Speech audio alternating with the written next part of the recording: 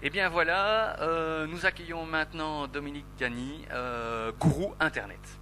Alors la première question, Dominique, connaissez-vous le Web 2.0? Mais ça fait un an que je suis tout ce qui se passe en Web 2.0 parce que je pense que c'est enfin le web multimédia et interactif qu'on attendait tous depuis des années.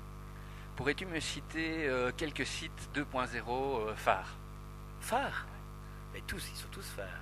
Toutes les plateformes, bon, je ne sais pas moi, je ne veux pas t'en citer un parce que je pense qu'ils sont tous formidables.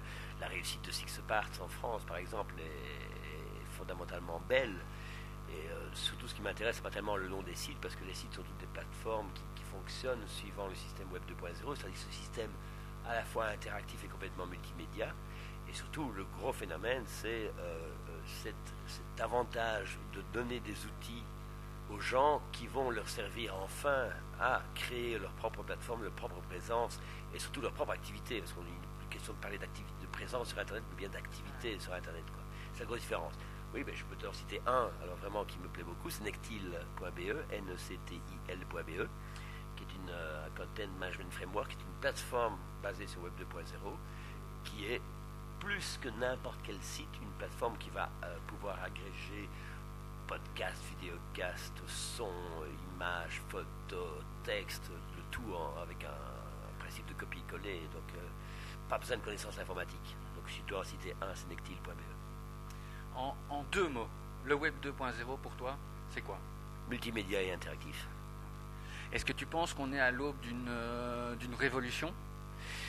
C'est plus qu'une révolution. Je pense vraiment que tous les gens qui ont approché Internet dans les années précédentes, et donc comme je te précisais tout à l'heure, j'ai créé le premier journal Internet en 95, donc j'ai suivi toute l'évolution Internet en Belgique depuis 95, ce qui fait tout de même maintenant 11 ans, bientôt 12, ça ne nous rajeunit pas.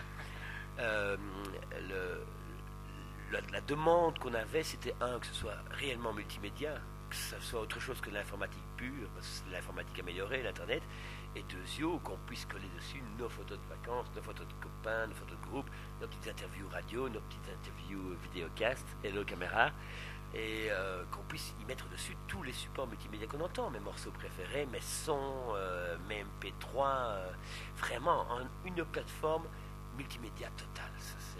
Pour ça, pour moi, c'est un bonheur.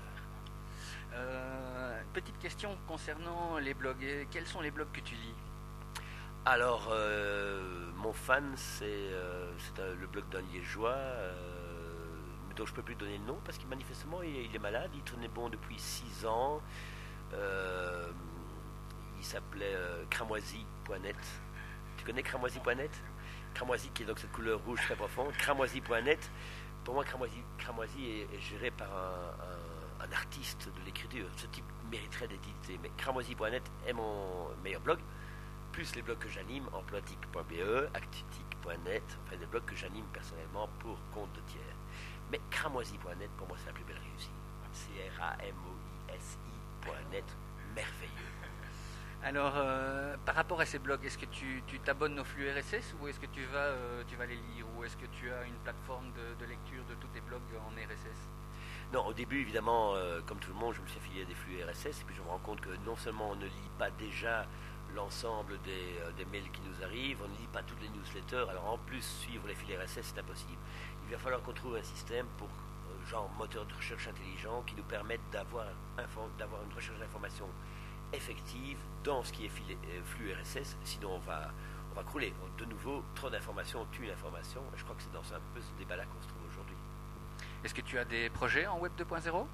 Absolument, donc je vais lancer maclass.be, www.maclass.be, qui est une plateforme Web 2.0 que nous allons proposer à toutes les écoles de communauté française, Wallonie-Bruxelles, qui va offrir à tous les enseignants et aux élèves qui le souhaitent non seulement la possibilité de faire leur blog de classe, mais leur blog perso, mettre leurs photos de vacances, mettre leurs disques préférés, mettre leurs sites préférés, mettre leur blog préféré, bref, une vraie plateforme de Web 2.0, mais à destination des classes qui sont, hélas, et malgré le plan de l'enseignement, trop souvent démunies, qui ne peuvent pas agir vraiment pour avoir une présence active sur Internet. Et quand penses-tu qu'on quand penses-tu que cette plateforme verra le jour? On la lance demain. Demain? On la lance demain, vendredi 17 novembre, on la lance. Je pense qu'on sera prêt pour le début de l'année, juste après les vacances de Noël. Ok, parfait. Ben, nous irons voir ça alors directement et nous en ferons un petit compte rendu. Je te remercie, Dominique. Mais merci pour l'interview et bon succès à web2tour.be, c'est ça? Pas tout à fait, mais enfin, presque. Web2tour.com? Non, c'est encore une adresse blog Web2tour, blog, blogspot.com. oui, voilà, c'est ça. Allez, merci. Bon succès à vous, c'est une bonne idée. Je vous proposerais d'ailleurs de faire une formule un peu genre Monopoly, où on irait d'espace en espace en jouant, suivant une formule, pour découvrir toutes les richesses du Web 2.0. Ce serait génial. Et je suis prêt à vous aider. Super, merci Dominique. Au revoir.